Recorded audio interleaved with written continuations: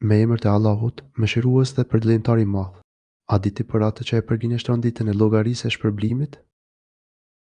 Duke qortuar ata që shpërfillin të drejtat e Zotit dhe të drejtat e krijesave, i lartësuari thotë: A e ke parë atë që mohon ditën e gjykimit? Ata nuk besojnë ringjalljen dhe dhënien e llogarisë, ashtu si nuk besojnë mesazhet e sjella nga profetët prej Zotit të gjithësisë. Pikërisht këta lloj njerëzish janë ata të cilët shpërfillin edhe të drejtat e krijesave.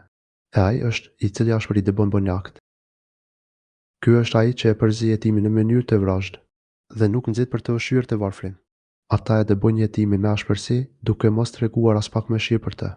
Kjo sjellje vjen nga zemërngurtësia e tyre, për shkak se nuk shpresojnë shpërblim nga Allahu i lartësuar dhe as nuk friksohen nga ndëshkimi i tij.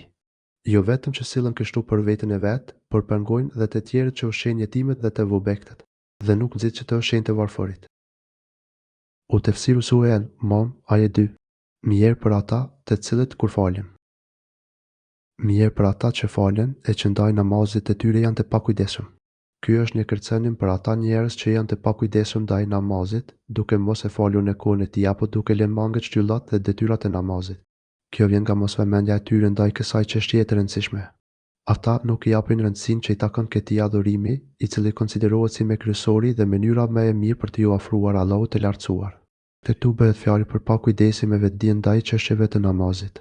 Ndërsa pakujdesia nga haresa mund t'i ndodhë çdo kujt, madje edhe profetit asë. I ka ndodhur që të ketë harruar diçka prej namazit.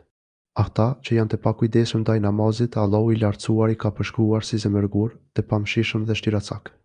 Ai thotë: janë të pakujdesshëm të harrueshëm. U tefsiru sure Al-Mom, ajet 4.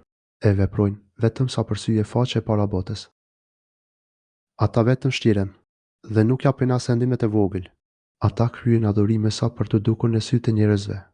Përveç kësaj, ata janë shumë kuprac, madje edhe për gjëra fare të vogla dhe një të cilave nuk dëmton as pak, siç mund të jetë dhënia e një kove e një kozmeti. Zakonisht, njerëzit japin dhe marrin të tilla gjëra pa asnjë problem, por për ata është përsëri e pamundur. Kur ata nuk duan që të japin edhe gjëra kaq të vogla, ç'mund të thuash për gjëra më të mëdha? Pikçuditsen e këtë sure, Allahu i lartësuar na nxit për bamirësi ndaj jetimëve dhe të varfërve, madje na qorton nëse nuk e bëjmë këtë, duke e konsideruar si një sjellje të ngjashme me ata që nuk besojnë ringjalljen. Gjithashtu, kjo sure na nxit për të qenë të kujdesshëm në faljen e namazit. Ajo na nxit për sinqeritet në kryerjen e tij dhe në të gjitha adhurimet e tjera. Allahu i lartësuar na nxit për të bashkëpunuar me njëri tjetrin, duke shkëmbyer shërbime dhe mjete të ndryshme, sepse në të kundërt do të jemi si ata të cilët qortohen në këtë sure. Allahu është më i ditur dhe falënderimi i takon atij, që është Zoti i botërave, dhe pengojnë dhe një ndihmës në shërbimet e vogla midis njerëzve. U tefsiru sure Al-Mom, ajet 6.